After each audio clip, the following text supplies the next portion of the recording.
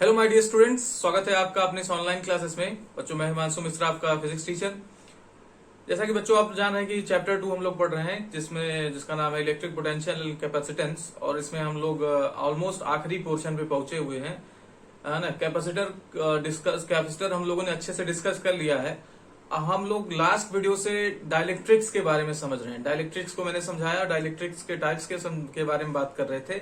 तो polar dielectrics की बात पिछले वीडियो में की जा चुकी है। आज हम लोग नॉन पोलर डाइलेक्ट्रिक्स की बात करेंगे। फिर हम लोग ये देखेंगे कि डाइलेक्ट्रिक कैसे वर्क करता है और कैसे डाइलेक्ट्रिक कांस्टेंट आता है। फिर उसके बाद हम ये देखेंगे कि किसी पैरेलल प्लेट कैपेसिटर के कुछ रीजन में अगर हम ये डाइलेक्ट्रिक प्लेस कर दें तो ये किस तरीके से उसके कैपेसिटेंस पर प्रभाव डालता है और किस तरीके से एक्सप्रेशन आता है, वो सब हम लोग देखेंगे। और आई थिंक जो ये पोर्शन है, ये इससे आपको नीट, आईआईटी, जेई इन सब एग्जाम्स में हेल्प मिलने वाली है। साथ ही साथ आपके बोर्ड्स में भी इसके क्वेश्चंस बने आ रहे हैं, ठीक है। तो इसलिए इसको सीरियसली देखें और नोट्स बनाएं। कोई प्रॉब्लम है तो जरूर पूछें। तो चलिए, पोलर डाइलेक्ट्रिक्स की बात हम लोग पिछले वीडियो में किए थे। आज हम लोग शुरू करेंगे non polar dielectrics.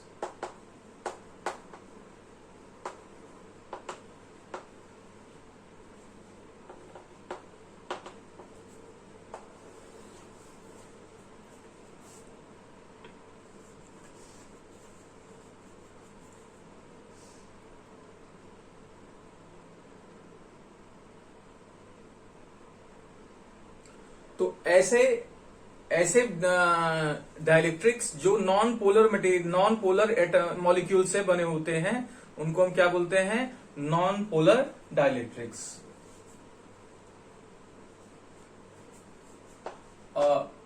Dielectrics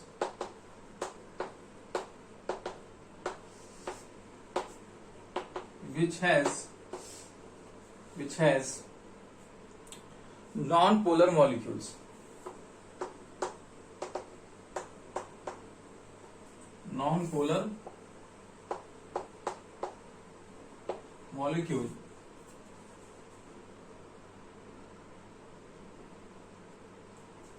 is called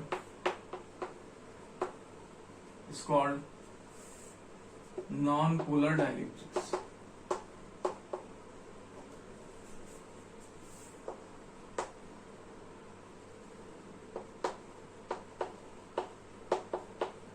okay, तो ऐसे मटेरियल को नॉन पोलर डाइलेक्ट्रिक्स बोला जाता है। एग्जांपल है इसकी वैक्स, माइका, पेपर, एक्सेट्रा।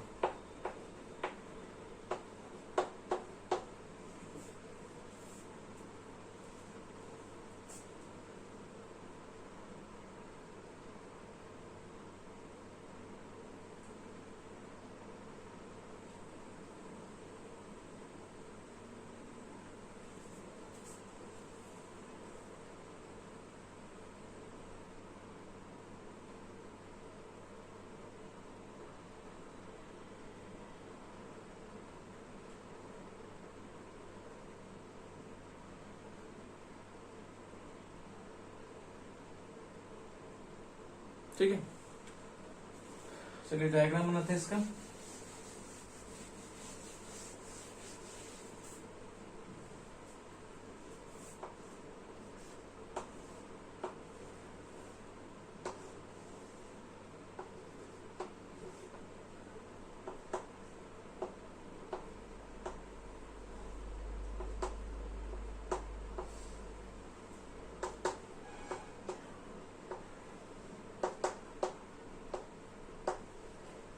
इस तरीके से आपको क्या है, पोलर डाइलेक्ट्रिक्स मिलेंगे। मैं 2 ही बना रहा हूं, 3 बना देते हैं।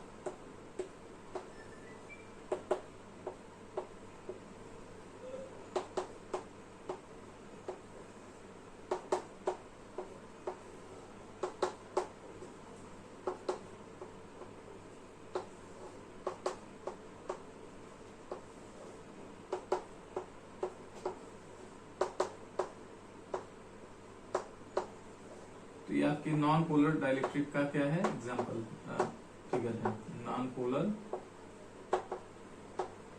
डाइलेक्ट्रिक।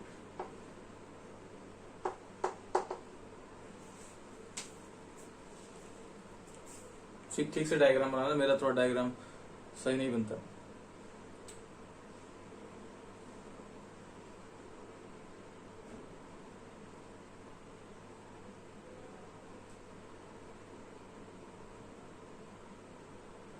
तो कल हम लोगों ने बात की थी कि पोलर डाइलेक्ट्रिक्स में किस तरीके से एक्सटर्नल फील्ड लगाने पर इलेक्ट्रिक फील्ड प्रेजेंट होता है। ठीक है, तो आज इसी फिनोमिना पे डिस्कशन करेंगे जिसे हम लोग बोलते हैं पोलराइजेशन ऑफ डाइलेक्ट्रिक्स।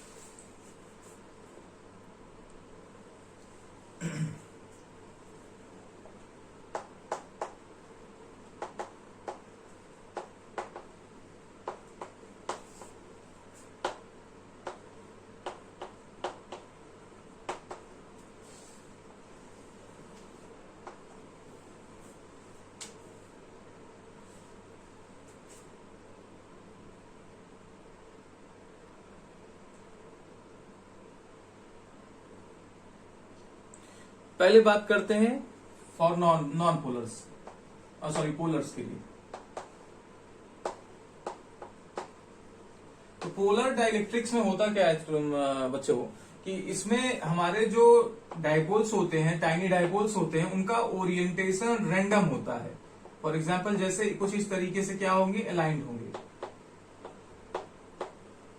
जैसा पीछे हम बता भी चुके हैं।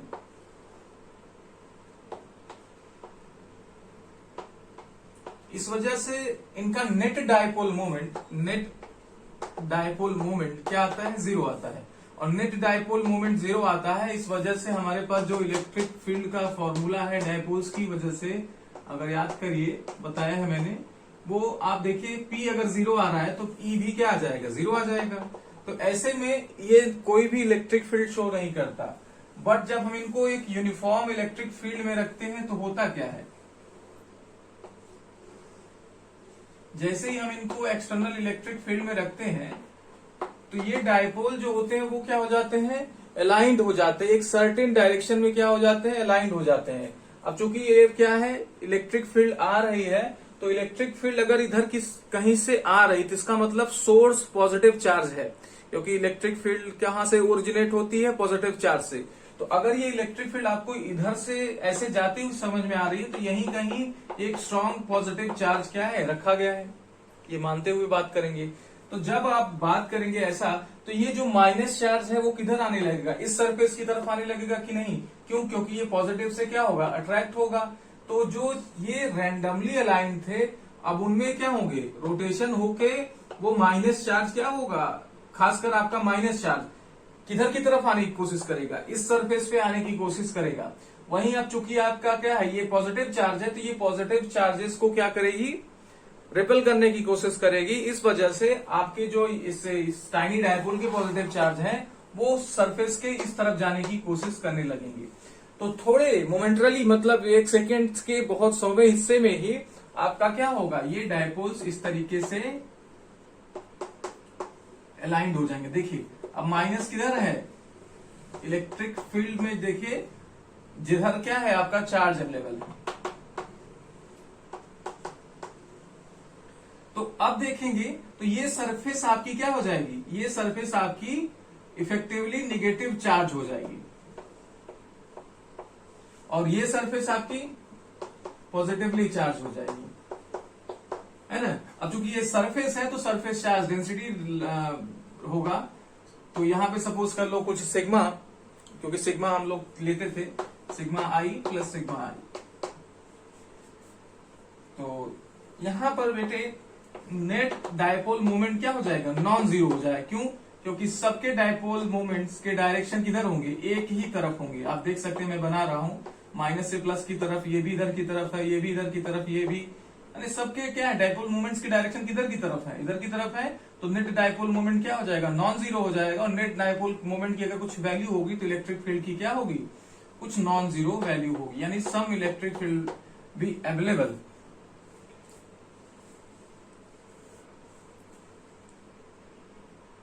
ठीक है, तो जो चार्जेस का क्या, किसी एक सरफेस पे आ जाने का जो फिनोमिना है बेटे, इसी को बोलते हैं polarisation. This phenomena is defined as the polarisation. ठीक है, तो आप चाहें तो लिख सकते हैं कि in the absence of electric field tiny dipoles of polar dielectrics are randomly aligned, but when we place it in external electric field, then all such electric dipoles are get aligned in the direction of electric field, so they show a net dipole moment.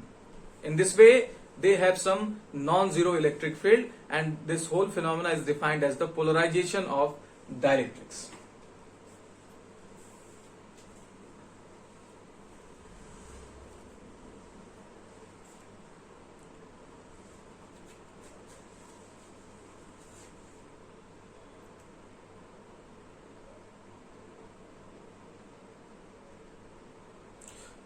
ठीक है, अब देखिए हो क्या रहा है कि अब आप जो एक्सटर्नल फील्ड की बात करें, सपोज कर लीजिए एक्सटर्नल फील्ड आपने ईओ लगाया हुआ है, और जब आप देख रहे हैं यहाँ पे बेटे कि यहाँ पर भी इलेक्ट्रिक फील्ड प्रेजेंट हो रहा है, तो वो इलेक्ट्रिक फील्ड का डायरेक्शन जरा समझते हैं। इन द स्लैब, इस स्लैब में अगर बात करें तो ये पॉजिटिवली चार्ज प्लेट है, ये निगेटिवली चार्ज प्लेट है, तो इलेक्ट्रिक फील्ड कहां से कहां तक होता है, प्लस से माइनस की तरफ होता है। तो अंदर जो इलेक्ट्रिक फील्ड प्रेजेंट होगा बेटे, उसका डायरेक्शन किधर की तरफ होगा, प्लस से माइनस की तरफ, और आपने बाहर कैसा लगाया है, इस तरफ से लगाया है। तो नेट इलेक्ट्रिक फील्ड इसके इनसाइड में कितना क्रिएट होगा बताइए। ये आपकी नेट इलेक्ट्रिक फील्ड ईओ है, स्ट्रॉन्गर फील्ड है, जिसकी वजह से ईआई क्रिएट हो रहा है, लेकिन इसका डायरेक्शन किधर की तरफ है, इधर की तरफ है। दैट इज वाई यहां पर नेट इलेक्ट्रिक फील्ड की से कितना क्रिएट होगा, ईओ माइनस ईआई। इस बात का ध्यान देखेंगे। तो ये पोलर डाइलेक्ट्रिक्स की बात रही। अब चलते हैं नॉन पोलर पर।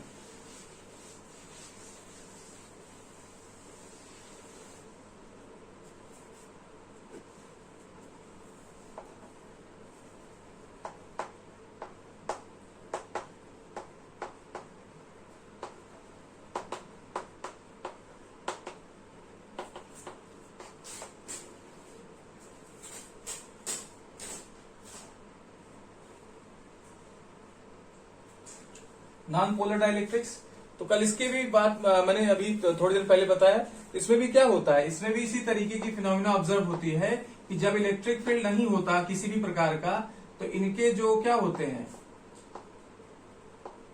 डायपोल मोमेंट्स होते हैं, वो क्या होते हैं, रेंडमली ये भी अलाइंड होते हैं। ये तो मैं एक फिक्स पैटर्न में बना दे रहा हूं, लेकिन ये भी क्या होते हैं, randomly E is absent.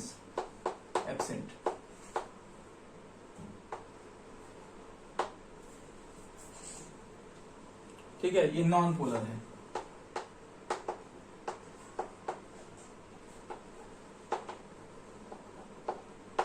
But इनको भी जब हम क्या करते हैं, एक्सटर्नल फील्ड में रखते हैं, माय डियर स्टूडेंट्स, सपोज कर लीजिए ईओ में, तो ये भी क्या हो जाते हैं उसी तरीके से, इसमें भी फिनोमिना ऑब्जर्व होती है। ये क्या हो जाते हैं, माइनस चार्ज इधर पहुंच जाते हैं, प्लस चार्जेस इधर पहुंच जाते हैं। ये minus plus minus plus minus plus minus plus, इस वजह से इनके कुछ क्या हो जाते हैं, डायपोल मोमेंट्स हो जाते हैं। अब डायपोल मोमेंट्स आपके क्या होंगे, नॉन जीरो होंगे। यहाँ पे आपका डायपोल मोमेंट क्या होगा, जीरो होगा। इस वजह से इलेक्ट्रिक फील्ड जीरो होगा। यहाँ पे आपकी क्या है, डायपोल मोमेंट नॉन जीरो है, इस वजह से इलेक्ट्रिक फील्ड क्या होगा, नॉन जीरो होगा।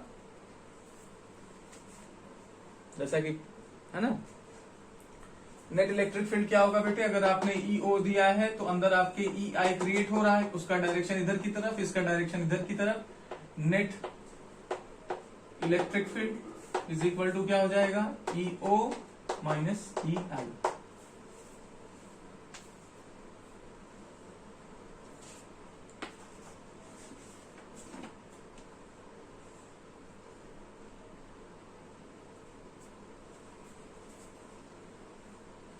ठीक है, तो चलिए अब इसी के नीचे हम इसका डायपोल पोलराइजेशन का डेफिनेशन लिखते हैं। तो मैं बोलता हूं, आप जरा लिखिए उसको कि if a piece of dielectrics is placed in an external electric field, if a piece of dielectric is placed in an external electric field, then a net electric dipole moment, then a net electric dipole moment is produced in the piece of the dielectrics, such piece of dielectrics is called polarized.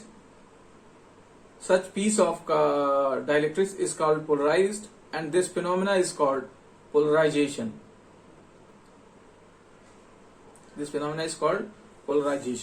ठीक है, चलिए आगे चलते हैं बेटे, इसको आप लिख लीजिएगा अच्छे से।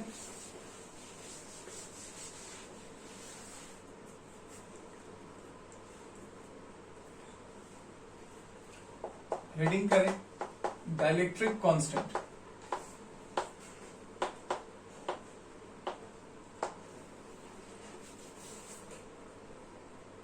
जिसका दूसरा नाम है रिलेटिव परमिटिविटी।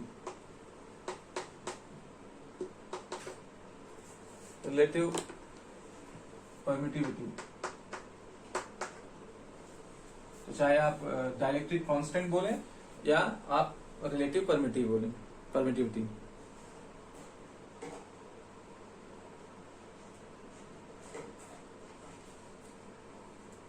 ठीक है, तो ये कैसे डिफाइन होता है पहले उसको समझते हैं, फिर आपको मतलब लिख लेते हैं फिर समझते हैं। Dielectric constant it is defined as the ratio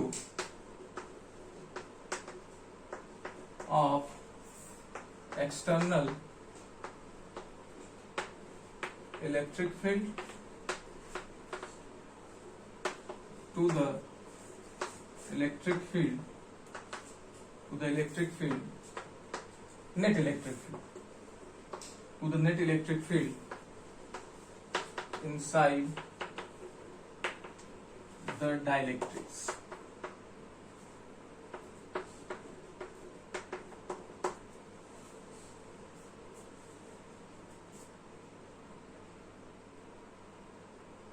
है ना, इसे K से रिप्रेजेंट करते हैं। इसका क्या मतलब है कि जब बेटे हम क्या करते हैं, डाइलेक्ट्रिक को एक्सटर्नल फील्ड में रखते हैं, जैसे एक्सटर्नल फील्ड EO में रखा तो इसके अंदर एक नेट इलेक्ट्रिक फील्ड प्रेजेंट हुआ कि नहीं, उसकी वैल्यू कितनी मैंने बताई, EO माइनस EI। ये नेट इलेक्ट्रिक फील्ड प्रेजेंट हो गया। तो कह रहे हैं कि अगर आप EO मतलब एक्सटर्नल फील्ड और इंटरनल फील्ड का क्या कर लें, रेशियो ले लें, तो जो वैल्यू मिलेगी वो क्या मिलेगी, डाइलेक्ट्रिक कांस्टेंट बोली जाएगी। That means K is equal to EO upon EO minus EI।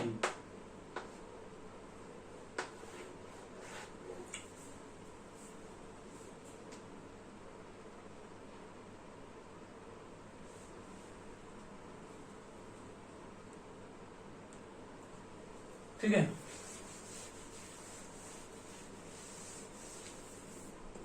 अब आप देखें EO और माइनस EI को हम एक नया क्या करते हैं, सिंबल देते हैं। E मतलब नेट इलेक्ट्रिक फील्ड, इफ या let E is equal to EO minus EI, तो क्या हो जाएगा, E नॉट अपॉन E लिख देंगे, या E is equal to E naught by K। ऐसे भी कर सकते हैं, अलग अलग फॉर्म्स हैं इसके, ये लिखे जा सकते हैं। अब आप बताइए, डाइलेक्ट्रिक कांस्टेंट आपने पढ़ा होगा पहले चैप्टर से ही, जब कूलम्स लॉ पढ़ रहे थे तो मैंने कहा था कि अगर आप क्या करें, दो चार्जेस को फ्री स्पेस में रखें तो उनके बीच में क्या फोर्स होगा, और दो चार्जेस को उसी चार्जेस को सेम डिस्टेंस पर अगर एक डाइलेक्ट्रिक मीडियम में रखें तो फोर्स क्या होगा। तो डाइलेक्ट्रिक मीडियम जो था वो आज जो हम लोग बातें समझ रहे हैं एकदम वही डाइलेक्ट्रिक मीडियम वहां चर्चा की जाती है, लेकिन चीजें यहाँ पढ़ाई जाती है, इस वजह से दिक्कत आती है। तो डाइलेक्ट्रिक कांस्टेंट कैसे डिफाइंड होता है बेटे, कि external field to the ratio of external field to the field inside the dielectrics. ठीक है, तो दोनों का अगर रेशियो लेते हैं तो हम उसको जो वैल्यू मिलती है, एक नंबर मिलेगा, उस नंबर को हम डाइलेक्ट्रिक कांस्टेंट बोलते हैं। ठीक है, तो ये आपका एक नंबर है, नोट। ठीक है, इट इज अ नंबर। क्यों, क्योंकि इसकी यूनिट नहीं होगी। आप देखें कि यूपर भी इलेक्ट्रिक फील्ड है, नीचे भी इलेक्ट्रिक फील्ड, दोनों के डायमेंशंस, दोनों की यूनिट क्या हो जाएंगे, कैंसिल हो जाएंगे, तो ये यूनिटलेस क्वांटिटी होगी। ठीक है, तो it is unitless quantities, it is unitless quantity.